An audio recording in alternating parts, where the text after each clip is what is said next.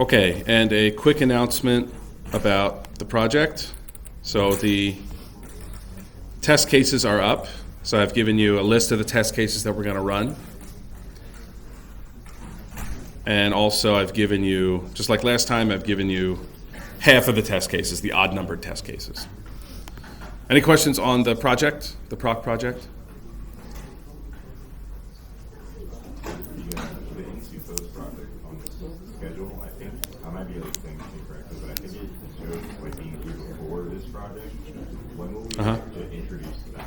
You'll get introduced to that after the next week. Okay, sure. So it'll be like the Git project. It'll be like a follow along, paint by the numbers one. It'll be an easy one. Okay. You just copy along. You just copy it. So it won't be. This is one of the exercises. This isn't one of the projects. So the exercises are like the Git project. You just follow along.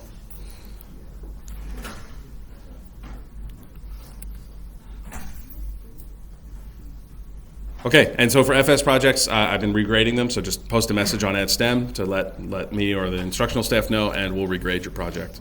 Most of the problems seem to be with actually Git submissions and setting up the repository correctly, but yeah. All right, let's get into the midterm. So here I've got the exam procedure on the day. So unless you unless you're registered with Student Assistive Services and you've notified them, and hopefully you've notified me, although I think I've added everyone who requested it with SAS. This is the procedure you'll do for the exam. So it is on web courses, but it's an in-person exam, which may seem a little unusual. So basically, if you do it on web courses and you're not here in this room, you get a 0. Does that make sense? So it's meant to be an in-person exam, but to reduce paperwork. It's to be taken on web courses. Now you can also take it on paper if you like, but let me know on EdSTEM as soon as possible if you'd like a paper exam. I'm probably going to print them out tomorrow, and I'm going to bring a small number of paper exams. But let me know if you intend to do a paper exam. I'll also bring extras in case your laptop dies or something. But you can use any device where you can access web courses, but you just can't use the device for anything else besides taking the web courses, even checking the weather or anything else. Okay, so to have the exam counted for you, be in the room physically. Submit your exam on time before leaving the room. So no timing hacks where you leave 10 minutes and then do it outside. And show your ID to instructional staff, when you leave. So we'll have our GTAs here. We'll just make sure if you leave, you're done the exam. So you'll show that you've actually submitted the exam. You can only take the exam once. You can't resubmit. So once you submit, just show me or the GTAs that you've submitted it, and then leave. Now you can leave if you want, but we're just not going to count your exam. We're not kidnapping you. You're not hostage here. But this is what we'll do to make sure that you're actually taking the exam here to count you. So I don't know if this is going to be possible. Sit one seat apart. So try. I may also just have you sit in different spaces because some people like to cheat off their friends. So we may assign you seating. But just be aware of that if that's part of your plans for cheating. Have on your desk only the following. You have your 8 pages of notes. Remember, it's double-sided, so that's 16 sides. And then the exam. So that's your laptop or other device with the exam open, and that's it. Or the question and answer sheet with a writing utensil. Yeah. Yes. Yeah. So check out EdSTEM. This was asked a couple of times, and I think it's on the syllabus as well. Just make sure you can actually read it without special. Make it reasonably sized. I didn't provide a cutoff, but I guess I'm the arbiter of what's reasonable. Try to avoid exploits. All right. So just nothing else on your desk unless something that's admitted by policy, like for Student Assistive Services. But this is the in-room policy. If you go to Student Assistive Services, the rules may be different. So basically nothing else. So that's it. Just the exam, your notes, and you. That's it. And then, of course, don't cheat. I know cheating is common, and we're not going to catch everyone, but we'll catch some people. And we have given zeros before. We have caught people cheating. So raise your hand if you're, and we'll come to you. You don't have to get up or anything. We'll try to make sure you don't get up.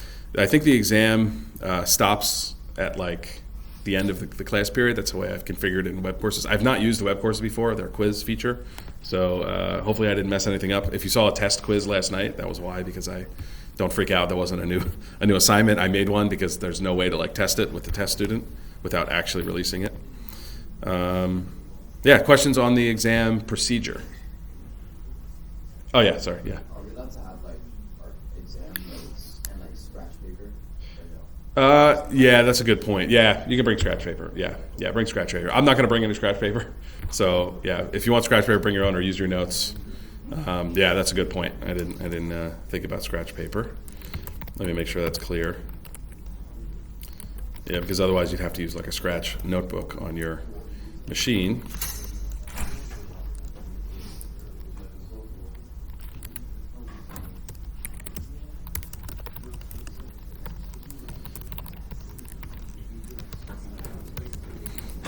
All right, other questions on the exam procedure? So the main thing is that it's in person, but on web courses. That's the main thing. And then there's several kind of rules around making sure you're just doing the exam. Any issues with that, or any like concerns, thoughts?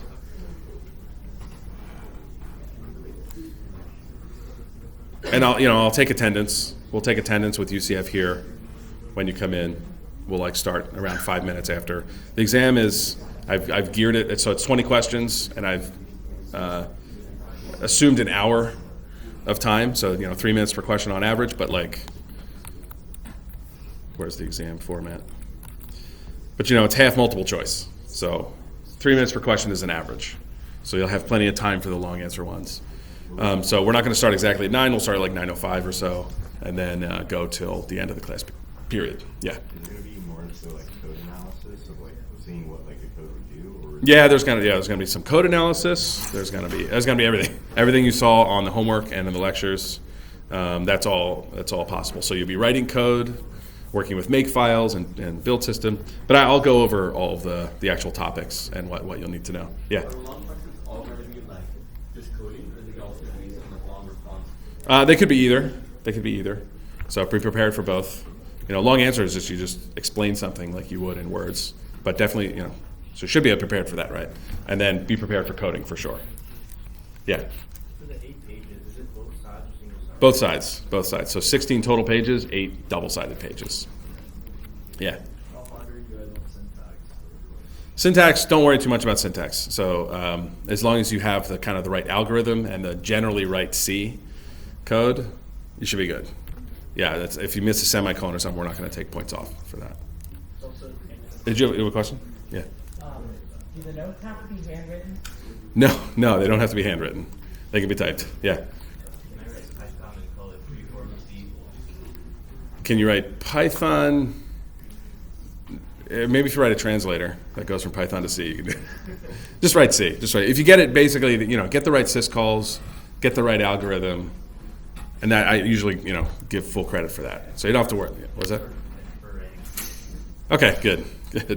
So write a Python to C interpreter in C, and then write in Python. All right, other questions on the format?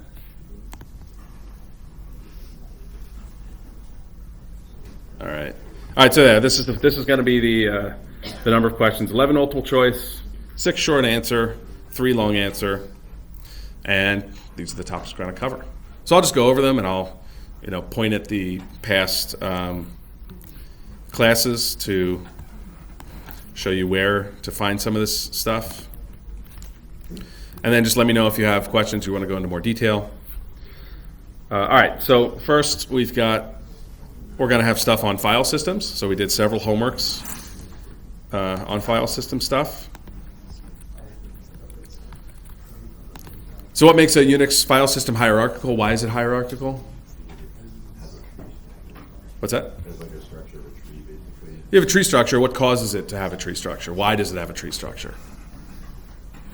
Why is it a tree instead of a list or a graph?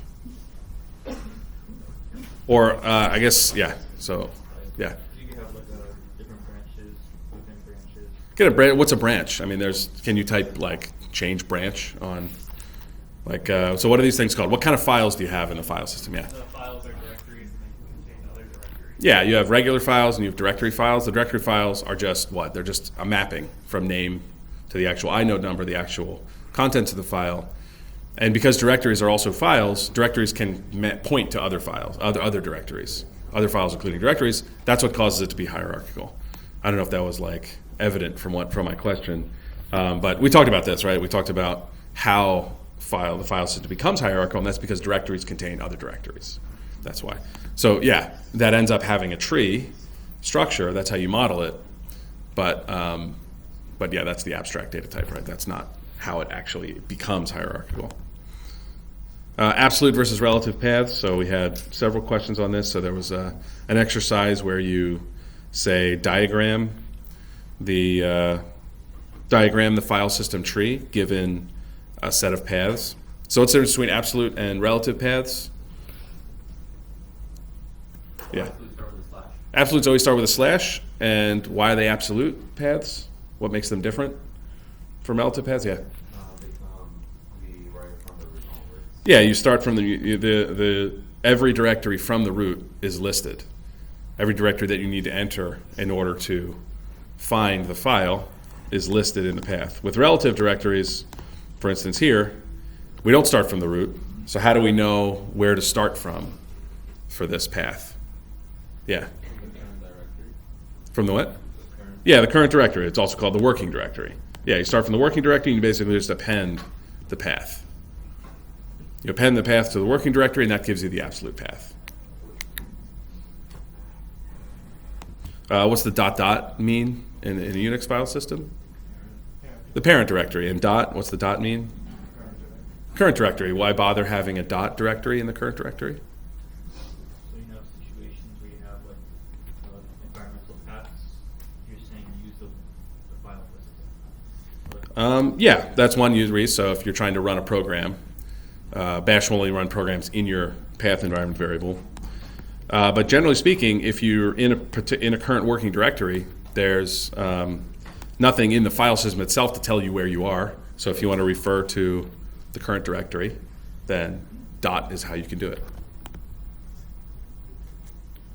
Okay, so be able to like draw a file tree, be able to look at so it says here, given a tree, figure out, given a tree and a path, figure out which file is there. Are these two bin directories the same file? Are these two bin files, are they the same file? No, right? How do you know? Because there are different paths. So this is that path home Paul bin, this is that path user bin. So that's another consequence of having directories is that you can have lots of files with the same name, but because they're in a different directory, they can point to different files. That's another benefit of this hierarchical system. You use this hierarchical system all the time when you go to web pages. So if you have the host name like google.com / that / is kind of like the root of the virtual web file system, and then each element of that path separated by slashes. Those are like the directories. They're like virtual directories that lead you to some resource, some file. All right, questions on file systems?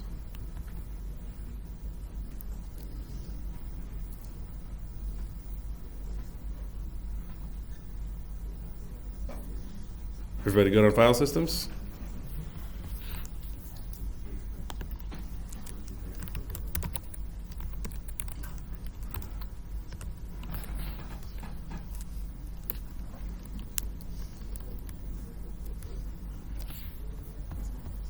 Okay, let's go over the editor.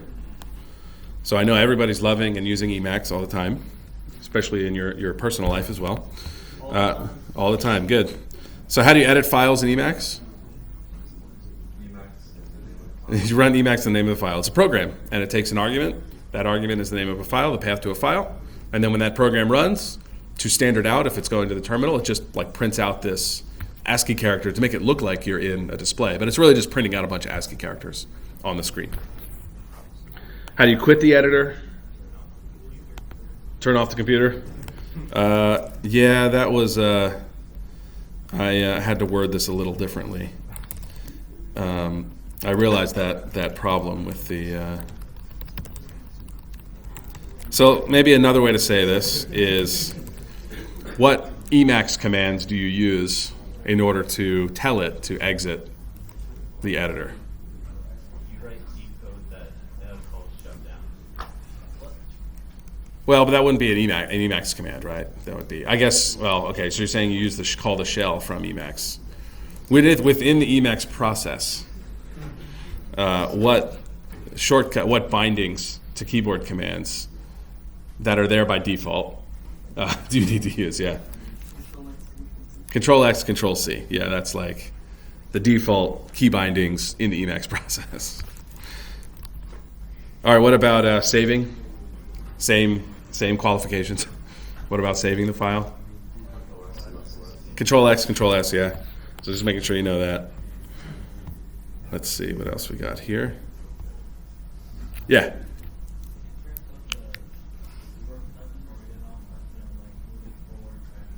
No, you won't have to know any of that. Don't worry about that.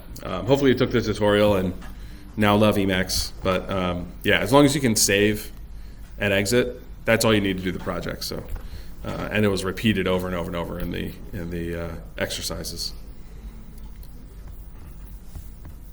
All right, that's the editor. Oh yeah, navigation. Yeah, how do you show the working directory? Do you remember the command to show the working directory, or to print it, perhaps? Yeah. PWD, print working directory.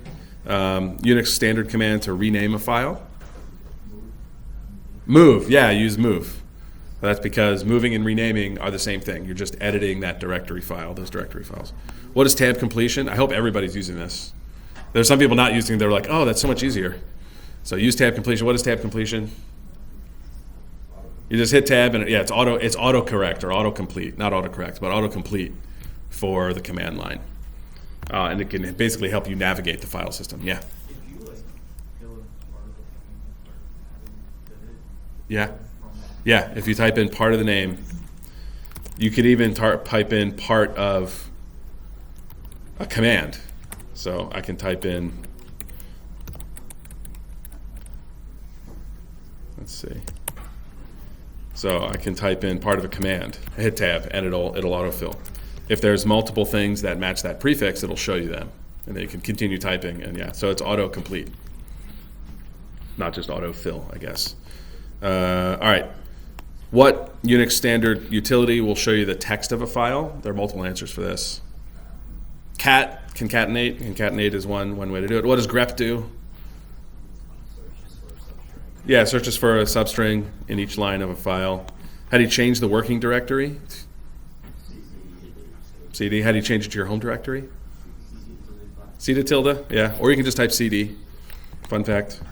It's the default. How do you delete a file in Unix world? RM for remove. Oh yeah, so I think we talked about this. How does deleting a file work? Or at least, what's a high performance way to do this? I think the way we talked about. How can you delete a file? Yeah. What's that? Yeah, you can just delete the entry of the directory file. And you don't actually have to overwrite the data on disk. I mean, there's no way logically to delete data on a disk. You just like physically destroy the disk. But the way stuff gets deleted is it just gets overwritten eventually by other data. So you can overwrite it yourself or try to overwrite it. That might be harder to do with solid state drives. But overwrite it, but the physical medium is still there. All right, questions on yeah. So when you check like how much storage is currently being used, it just goes to what's going off the real pointers. Basically, yeah. Now the file system is a little smarter about that. It keeps track of the inode numbers under the hood to give you like file space.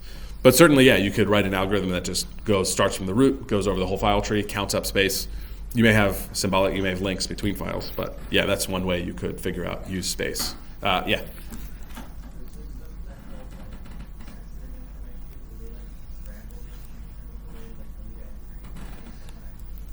Well, I think so. I'm no expert. I don't work with secure information, but I think standard practice is to encrypt the data before you even write to the disk. Apparently, at least for old magnetic disks, even when you overwrote the data, there's still like a little magnetic presence of the old data, and apparently you could recover even if you overwrite the data. But I think standard practice now is you encrypt the data before you even write. So on full disk encryption, you write, and then if you need to get rid of the data, you physically destroy the disk. I think there's like some fun DEF CON talks where you can watch how to destroy disks effectively. Yeah. How would it work for drawing a file tree on an online test? On an online test, you'll have a way, or you won't be asked.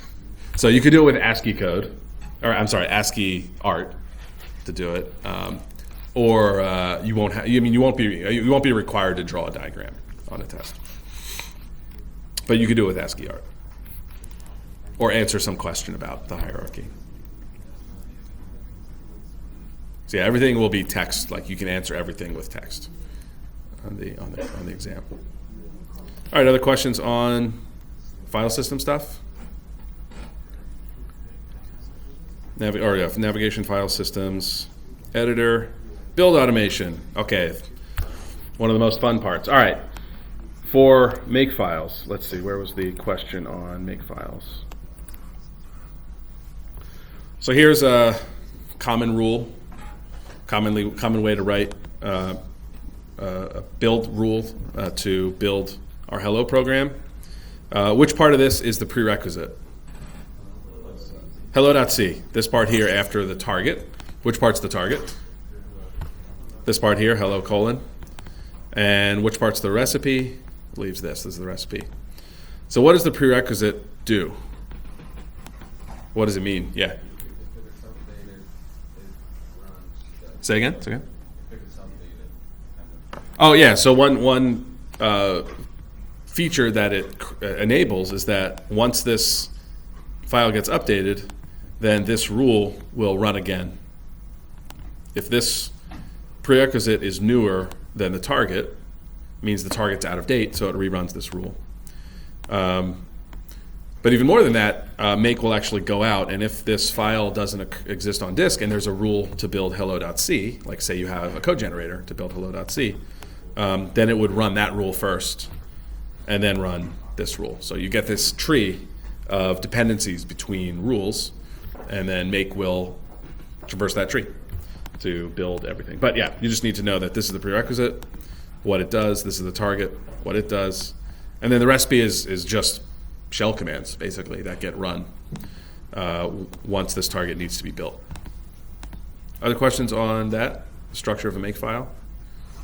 So I know this is like a little esoteric, and maybe you won't write makefiles, but these three principles, having dependency trees and recipes and targets, these are like in every build system. So this is kind of the fruit fly or early ancestor of all modern build systems. And if you're going to do any professional software engineering, you're definitely going to be dealing with build systems and DevOps and build automation. And they're going to have these same principles. And you're probably going to have build issues at some point in your career. Okay, what does the clean target do by convention? So this is a makefile convention. You don't have to have this, but what is the clean target meant to do by convention? It removes all binaries. Yeah, it removes all binaries, or even, you could say, even generated files. So this is kind of the convention that with source version control, you only need to store the source code. And part of that source code is the build automation, which are the rules to actually construct the binaries.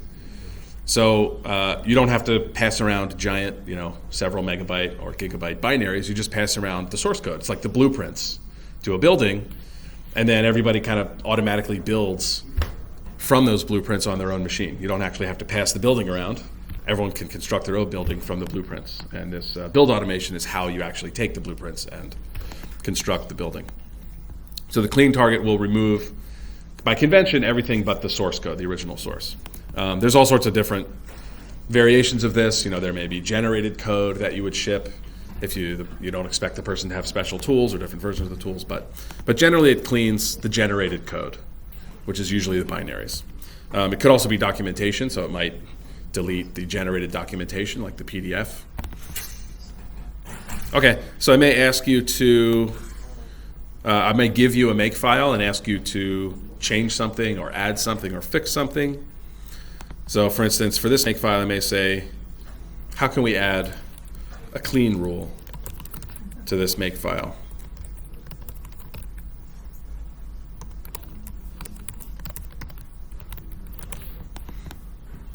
So here's our make file.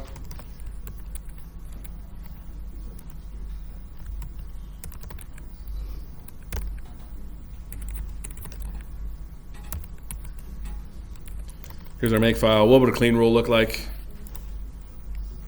We use the clean target. We don't need any prerequisites, and you just remove whatever binary you have here. You can use -F to avoid error. Yeah, to avoid errors. Yeah, so I won't ask you about that. This is super esoteric make stuff, but you would do a phony target because it's just telling make that to not expect clean to be an actual file that you have to check whether it's generated.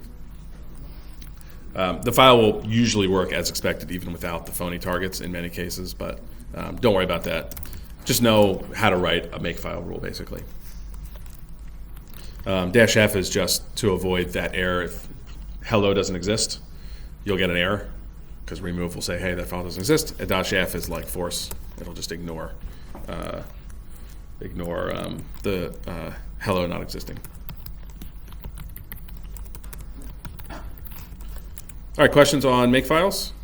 Yeah. What's the reason you do a clean after building? What's the reason you do a clean after building? Oh, you mean like why put it here? Yeah. So in the make default is that the very first target is what's going to be run when you run the make command. So if you don't provide the target, so the way make works is it builds a single target every time you run make. And if you don't provide any name of the target, then it just takes the first one and runs that. So if we made clean the first target, whenever you run make, it would just run clean, and you'd have to run make hello in order to run make hello. So by convention, I mean, usually you have an all. This is like by convention, and then all will kind of kick off whatever other targets you want to build, and then clean is somewhere at the bottom or somewhere later, just by convention. So it like automatically goes line by line every time you put make, or When you run make, it just takes the first target, only the first target. So if your first target is hello, it only runs this rule. It checks to see if hello needs to be updated. If it doesn't, that's why you would get, so several people asked, like, they would get what they thought was an error, and it would say, there's nothing to update for make. And they'd be like, well, let me go to the FS project and show that. So people would see this, nothing to be done for all, and they'd be like, oh no, I got an error. That just means your project's already built. So if I run make clean, oh, I don't have make clean. Whoops, I'm using bad practice. Let's go to something that has clean. This is going to be a long clean. Maybe I shouldn't use this one. But anyway, people would see this message here, nothing to be done. It just means your project's already built, and that hello.c is older than your program, which means it doesn't need to be rebuilt. So when I run make by itself, it just runs the first target. Yeah.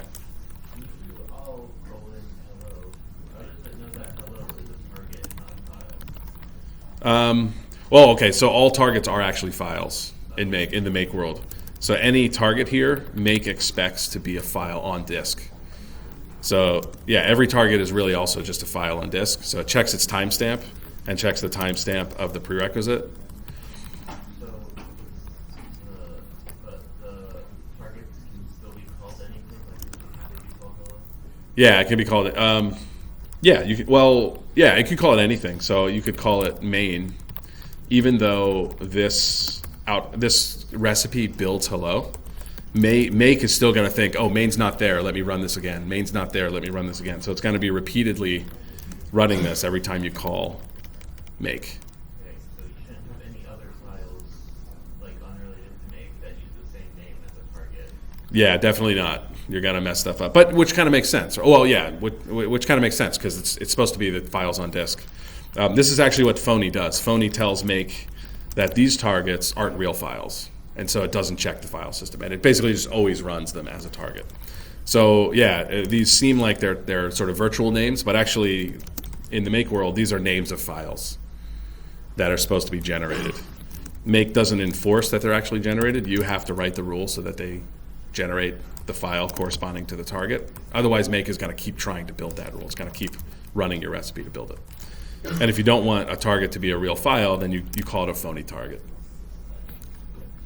This is very, very sort of specific, esoteric make specifics, but it's sort of the inspiration for lots of build automation today. So that the same things like dependencies, incremental builds, which is what this does, you'll find it in modern systems. Yeah. Just so clear, for the main target, we would need to have a hello.c file already compiled in our working directory, or no? No, for main, just to have main here. Yeah, because I see hello.c says a dependency only, like it waits to have that ready to execute the recipe. No, it doesn't actually have. You mean hello.c? Yeah. Oh, I see what you're saying. Yeah. If hello.c is not there, then yeah, the make will say prerequisite doesn't exist. I don't know how to generate it, and so it'll fail. Yeah, I see. Yeah, sorry, I misunderstood your question. Yeah, it has to have an existing file called hello.c, whether that's generated by another. So there are, at least in the work I do on compilers, we use code generation to build parts of our software. So you might have, there might be a, we'll get to this next week, but there may be a grammar file and then some tool that will, say, generate the C file for you from the grammar file. You might have a tool that actually generates C code. So you can do this in your own projects as well. Generating code is actually a very useful technique. We'll look at it in the second half of the semester, actually doing some code generation. But yeah, your source files may be generated code. This is in common practice in system software. And so you might have, several layers of generation in your build system, and make is what will organize that for you. So you just say what the parent is, what the parent dependency is, and what the thing being generated is, and then make will build this tree for you and work out all the dependencies and build only what's needed. Yeah. Always want to have our target as like main, or so that's not a file.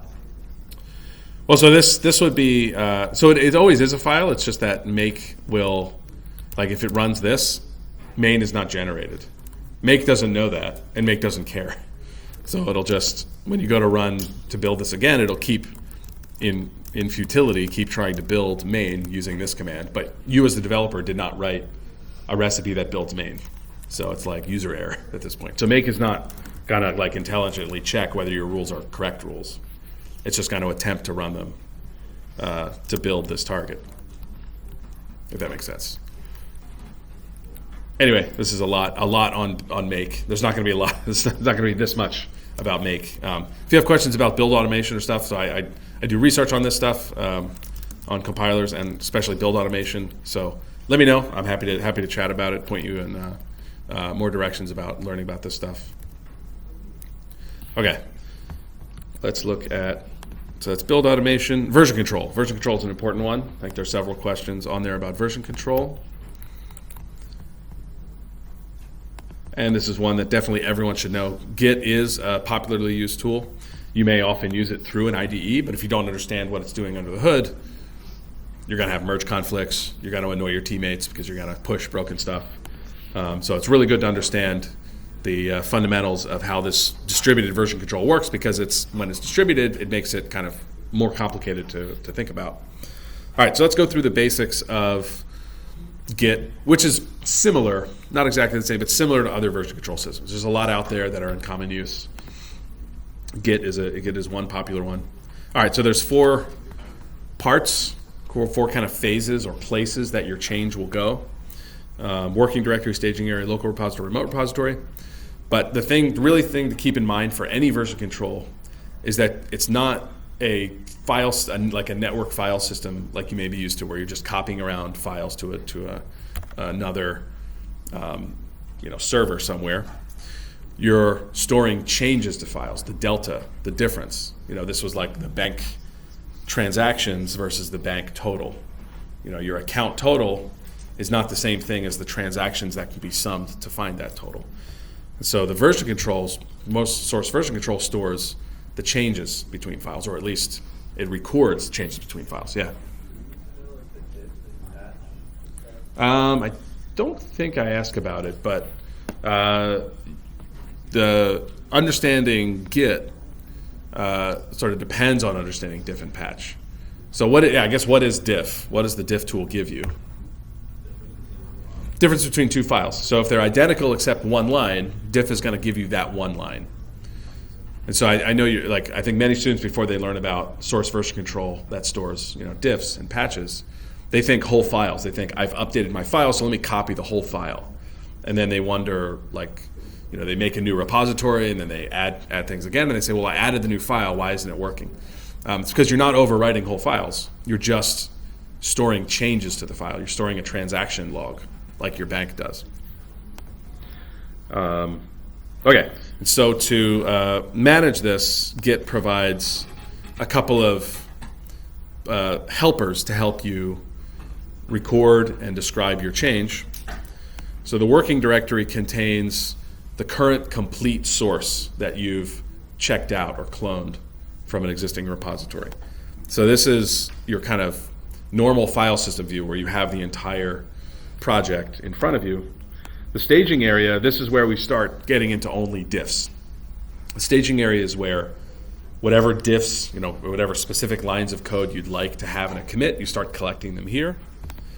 And then the local repository is what actually stores the change. Remote repositories are clones of the source code repository. So the local repository is just a log of changes. If you remember from, let's see if I have something to show here. Ooh, this is tiny.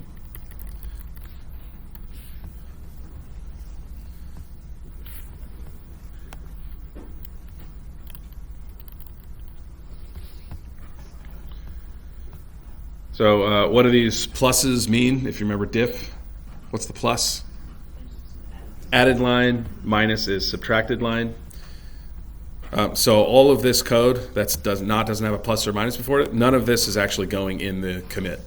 The only code that goes into the commit are these added and removed lines. And so we have, this is some file called patch.y. This entire file has been built up over time in our repository, but this one commit right here, this one log, only adds and removes a line. It's basically changing that line. So this is like a listing. I know this is a complicated listing. Let me find an easier part here. This list of log entries, each one has an individual set of added or removed lines for each file that it changes. So this just adds these two lines here and removes this line. So that's all that's being recorded in the log. It's not recording the entire file conceptually. It's not recording the entire file. It's just recording the changes. Yeah? What program is this that you're using to view all this? Oh, this is a program called GitK. It's like a visualization program. So I never mentioned it before, but I use it in my work sometimes to help view the logs. But you can view the same information on the command line using git log.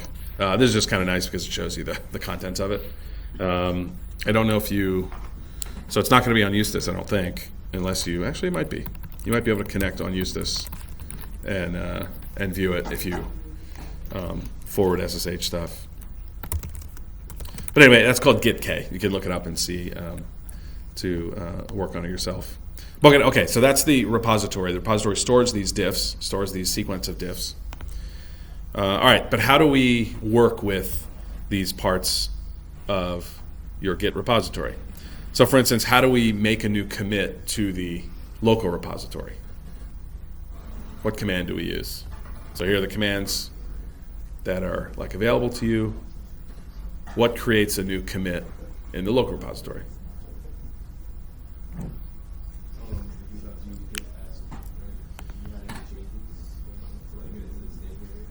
So I was asking about the local repository. How do you add a commit to the local repository?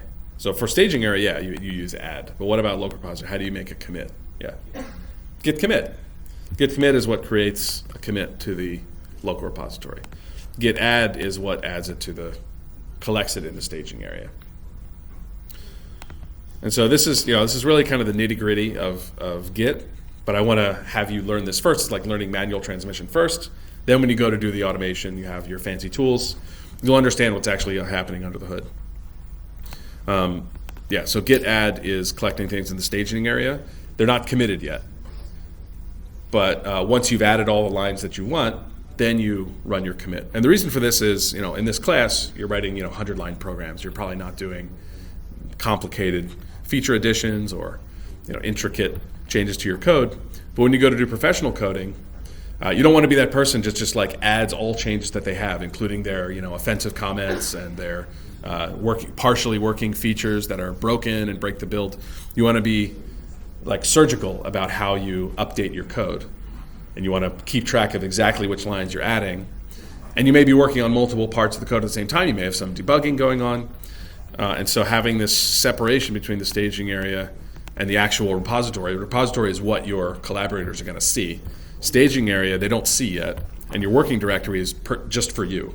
So nothing in the working directory is in none of the changes are in the repository until you first stage them and then actually make a commit. All right, so how do we put stuff in the remote repository? Push. Yeah, push to the remote repository. How do we put stuff in the local repository? How do we put stuff in the local repository? Pull, yeah. So commit or pull, right? Commit or pull. So if you want to get changes from a remote repository, you call pull. If you want to send changes from your local repository, you call push. So this push and pull with the local and remote repositories, this is part of the distributed part of version control. Not all version control systems are distributed. Git is distributed. So everyone can have their own clone, their unique copy of the complete source code log, and push and pull is how you can send them to and from each other. Yeah. There's a whole bunch. So there's Mercurial, Subversion, older ones are CVS, SCCS. I think Microsoft has their own. I don't remember the name of it, but they have their own. I can't remember what it's called, but Microsoft has their version control. Yeah, so there's a bunch. Popular ones are like Subversion, Mercurial, and Git. I think those are probably the most common ones today. Yeah. Yes, so actually, yeah. So git pull, strictly speaking, git pull does several other commands. It does fetch, which gets the remote changes to your local repository. Well, it sort of keeps a copy of the remote repository separate from your local one, and then git merge will actually take those changes, put them in your local repository. Merge will also, by default, just update your working directory as well. Yeah. So Git will protect you if it's going to overwrite changed files in your working directory. It won't do the merge, or it won't actually do the merge.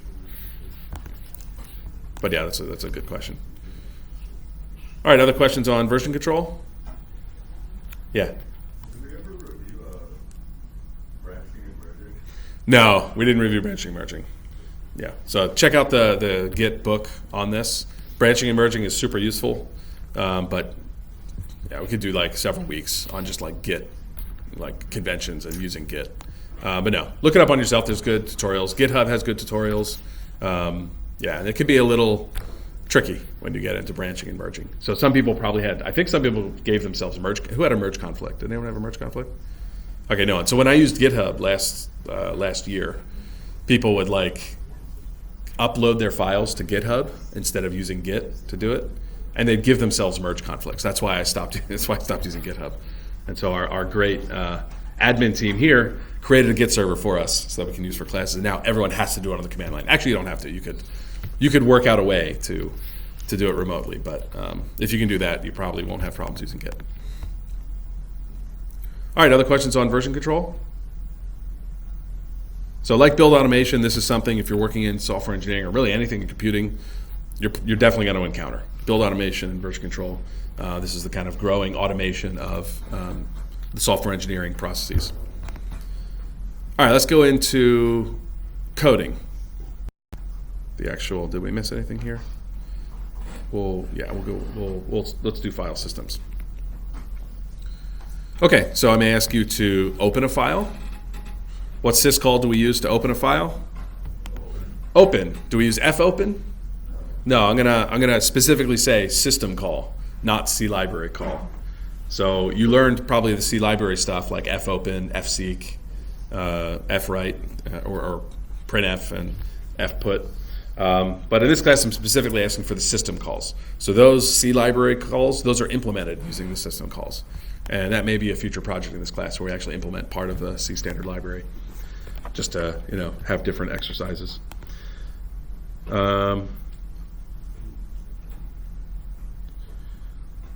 Okay, so let's say open has an error and the file doesn't get opened. The system tells you it didn't get opened. So how does the system tell you, first of all? Yeah. It will have a value of -1 Yeah, so for the open syscall, it'll return -1. And how can you handle that error? What's one way we learned in this class to handle the error? Do a first check if it's -1 and then do the error. Yeah, okay, so you check if it's -1, so you can just do an if statement to check, is this -1? Did the system tell me that the open failed? Then you can use p-error or fprintf or printf to print out a message, and then recover or handle that error. So what did we do to handle the errors in this class? We just exited, we just quit. So in kind of robust systems, you may do something else. You may log this, you may attempt to open the error again, you may interact with the user. But in this class, we just quit whenever we get an error. We just sort of shamelessly give up or have the system do it. Okay. So read syscall, so not fread, read syscall. You already have an open file descriptor. How can we read the first 200 bytes of this file?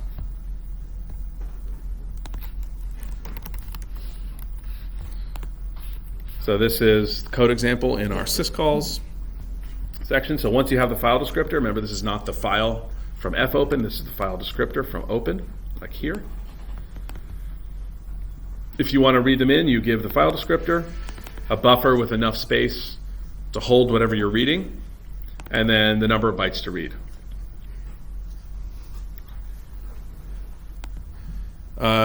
Let's say I ask for 10 bytes. Will the read, oh yeah, sorry, go ahead. Yeah. Since I remember reading in the manual that read attempts to read, Yeah. should we in the exam do it in a while loop, or do we If you can, yeah. Yeah, so I was just going to ask this. So if you ask for 200 bytes, will read always read in 200 bytes? No. What cases will it not read in 200 bytes? end of file? End of file, so the file may only be 1 byte long, so it can't read 200 bytes. It's going to stop. The read command may also be interrupted. So you would need to iteratively call read. Wait, did I show this? So I didn't show you this, so no, you don't have to iteratively read. You can just call read once. You can just call read once. You can do the iterative method if you like as well. Yeah. So what does happen if the file is smaller than the size you and then there, or just read up? No, it'll just read up to that, the size of the file. So don't worry about read being interrupted, but here, if I'm asking for 10 bytes, but the file only has 5 bytes in it, it'll only read 5 bytes into buff at most, and it'll tell you how many bytes it read. So that's how read works. So just know how to use the read syscall. Yeah. So buff is where the bytes are stored. Yes. Yeah. That's Buff size is what is defined to put on the 200. in this example. Yeah, that's right. It's the number of bytes. So we can look at. Oh, GTGetK is here. So it's not going to work because I don't have a display environment, but you can actually create one here. Let me just show the read syscall. So it attempts to read count bytes from file descriptor FD into the buffer buff, into that address. Yeah. So if I run read and then run read again, it will continue from where it last read off. Yes. Yeah. Yeah. It maintains the. Okay, maybe go back. There's seek or fseek. Okay, sequence. Ooh. lseek. Yeah, there's a seek to change. So the kernel, in addition to storing the open file, it stores the position in that file. And when you call read and write, it updates that position. And you can use seek to change the position. Yeah. And then as long as FD wrote any number other than -1. Yeah, well, as long as bytes, as long as read returns anything other than -1, you've read some bytes. If it'll return 0 when 0 indicates end of file. So it'll be 0 or more if it worked correctly, if you got some bytes out of the file. If that makes sense. Yeah. If you were to give us a question that's simply just open a file, would you expect us to also print out the error messages so that we hear error? Yeah, I would expect you to do error handling. So you should always do error handling for any syscall, even on the exam. Yeah, do the error handling. If you don't remember the exact protocol, maybe you thought it was -2 instead of -1, or Some syscalls use 0 for an error. Don't worry about that. Just get the algorithm right, the syscalls right, just to show that you sort of understand how to use the syscall. If you had a manual, you'd be able to use it.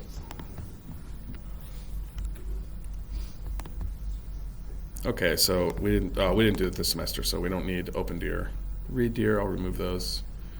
We didn't use those either. Okay. All right, processes. We did a lot on processes. So everybody loves this question. What's a process? It's a running program, right? What's the difference? So what's the difference between a running program and a program? Running program's in memory, and the processor is currently running the program, currently reading in instructions from memory in that program. The program is just a sequence of instructions, perhaps on disk. How do you change the running program with a Unix syscall? What syscall do you use to change the running program? Yeah. Exec. There's a family of these. But the exec syscall will change the running program. Does exec create a new process?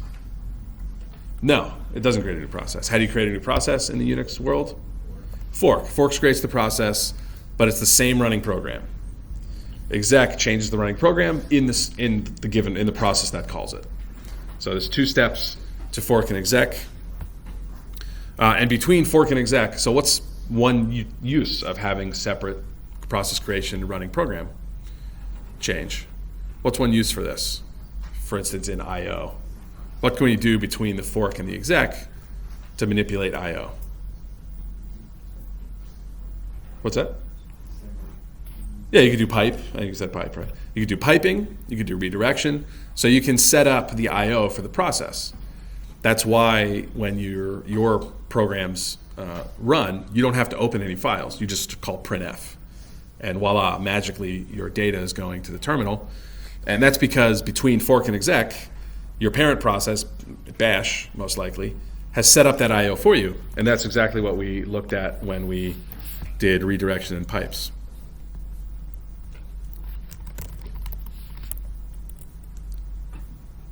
Oh, that was redirection, I think. So here's an example of using all of these facilities that we have in Unix 4. So here's our fork. What's the return value of fork? So yeah, -1 for an error. So then you can just exit. You don't have to recover in this class. 0 for the new process that got created, and non-zero or positive for the parent process. That's what you get from fork. Exec, you can use any variant you remember, so exec VP or exec VE, or if I may ask for specifically exec VP or VE. I think those are the only 2 we looked at in this class. They have a similar usage. You provide the program name and the series of arguments. You can always make the environment null, or you don't have to worry about environment in this class, but it takes the program name and it takes the sequence of arguments. If you don't remember exactly that the sequence of arguments contains the program name as well, that's okay. I forgot that last time as well when I was diagramming this. But yeah, just remember that the exec family takes the name of the program, which may have the full path. It may use the environment to look it up, and it takes arguments. In your program, when you run a program and bash calls exec VE, where do these arguments end up in your program? What's that? Yeah. In main, yeah. So main has argv. This is where they come from. They come from bash calling exec. Exec passes in those arguments for you, and bash takes them from the command line. Okay, so that's fork, that's exec. And in between the fork and exec, when we still have the new process and then the currently running program, we can modify I/O. And dupe, too, is one of the techniques that we use to do that. Yeah? Yeah. It's of the child. It's of the child process. So the child is the new process that gets created, and the kernel, records which parent or which process has which parent. So the child can just call a syscall to get its own PID, so it gets 0. The kernel doesn't tell it via the fork, and the parent gets the name of gets the PID of the child process that got created. So if you mix these up, or you swap them around, that's okay. I forget these two. Just know that when you call fork, the same program is running now twice in two separate processes. And then for a bash-like shell, in the child process, we can do our redirection code here. So this fork is called in the parent, but the program that the parent is running is still running. So if we use this case statement here to check whether we're in the child or not, this is where we can do our redirection, piping, and exec. Questions on that?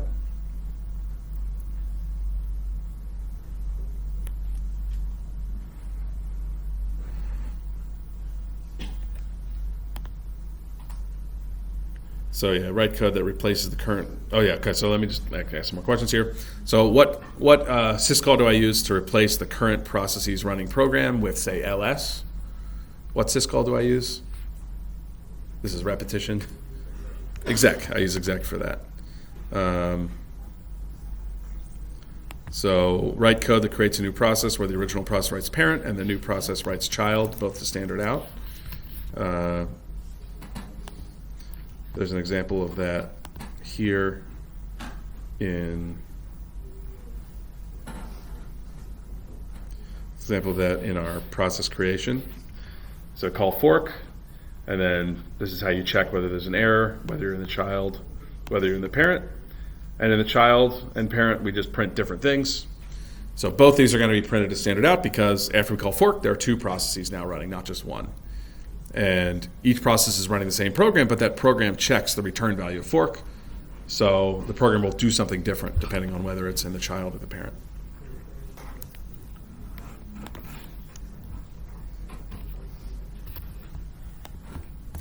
Redirection works just like piping, except we have fork. I actually showed redirection already. So we have, where was this? This is what I showed before. So for redirection to a file, between the fork and the exec, we change the standard in or standard out using dup2. But the thing we change it to is a new file that we open. So we use open to open a file for reading or writing. Don't worry if you don't get these exactly right, these arguments exactly right. Just remember you use open for the path to the file. So we open that file in the parent. And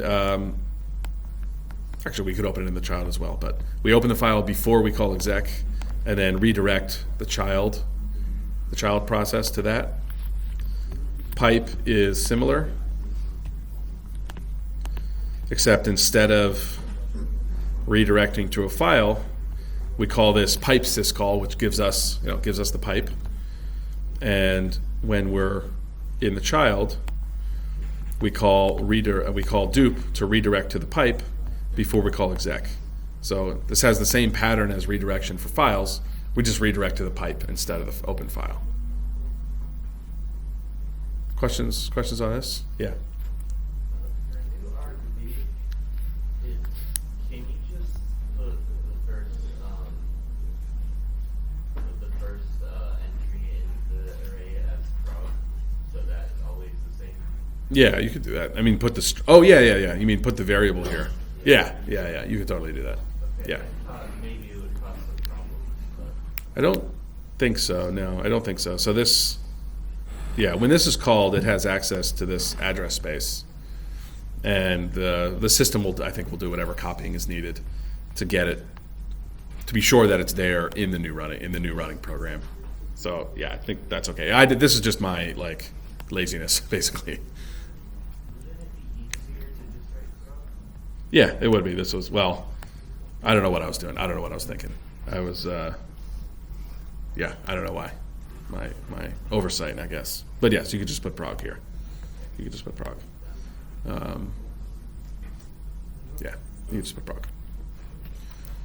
Other questions on piping, redirection, processes, exec, dup2? We talked about a couple variants of dupe 2, dupe 3. They all, roughly do the same thing. Yeah. Oh, this one is, this tells the system where the end of the list is. Okay, so you have to have it. For You have to have it. Yeah, you need to have the null there. So you don't provide argc, you just provide the list, null terminated. I don't know why. I don't know why the difference. Yeah, it's just that's the protocol. I don't know the history behind it. Why there's two different protocols for each. But yeah. So the photo will be part of the long answer questions? Yes, yeah. So you'll answer questions like write code that creates a new process, write code that replaces the running program, write code that pipes between two processes, write code that redirects to a file. So just like we did for the FS or the shell project in class. Yeah. I see you have a peer there, right? So what happens if oh, never mind. Yeah. So exec never returns, right? And exec never returns if it's successful. Yeah. No. Yeah. I'm sorry. Say. Oh yeah. Yes. Let me